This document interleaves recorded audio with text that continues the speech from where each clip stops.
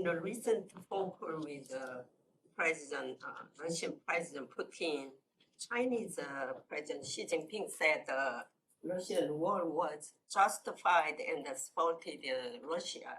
What is your comment on China's support of the unjustified Russian war?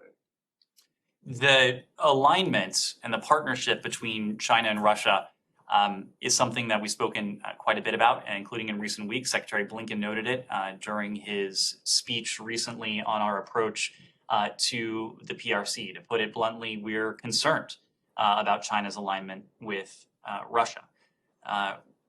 We have noted statements from the PRC claiming that China is neutral, but its behavior, its rhetoric, its actions suggest that it is anything but. It is still investing in close ties with Russia.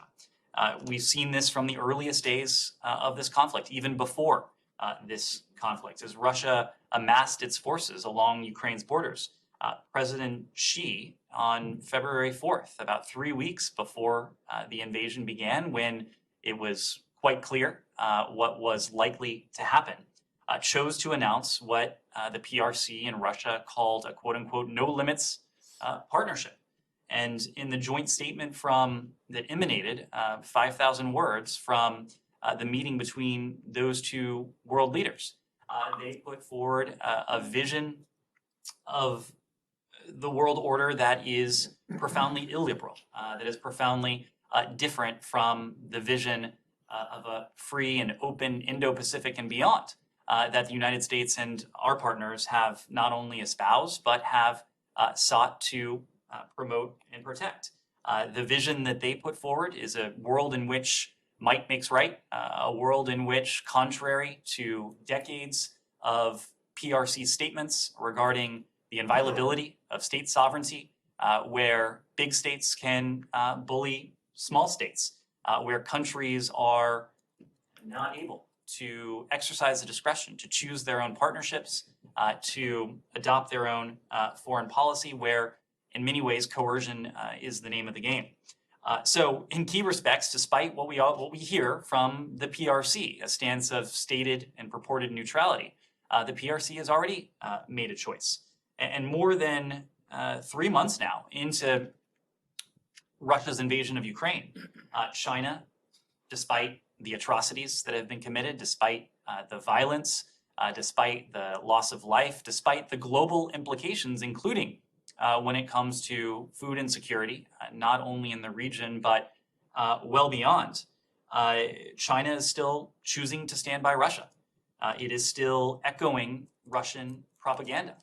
Very disturbingly, it is echoing and propagating what are very clearly very dangerous Russian lies on many fronts. The PRC and Russia, of course, continue to shirk their obligations as members of the Permanent Five.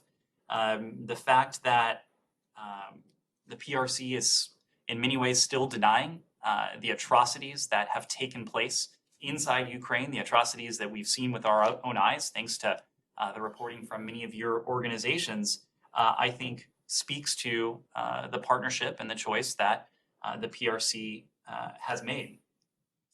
We've seen, of course, the recent phone call between the two leaders. Again, this position of stated neutrality on the part of the PRC is nothing more than a hollow statement. If the PRC actually believed in the principles that it has espoused over the course of many years, including in the UN Security Council over the course of many years, the approach that we would be seeing from the PRC would be markedly different from the approach that we're seeing now. Do you think China will be willing to support military aid to Russia? Any movement? Supporting humanitarian aid to Russia or to Ukraine? I mean, Russia, not Russia. I would have to defer to the PRC to speak to any humanitarian aid that they should be sending or that they are sending to Russia. We have been calling on the international community to send, of course, humanitarian aid to the people of Ukraine. And just yesterday, you heard from us of an additional $250 million in humanitarian assistance that we are providing for the people of Ukraine. All told, this is about $1 billion in humanitarian assistance that we provided to the people of Ukraine since the start of this conflict on February 24th. This is funding for the basic and fundamental needs of the Ukrainian people: clean water, sanitation, housing, food, nutrition, the basic essentials of daily life that in many ways have been imperiled by what Russia's forces are doing against the country and the people of Ukraine.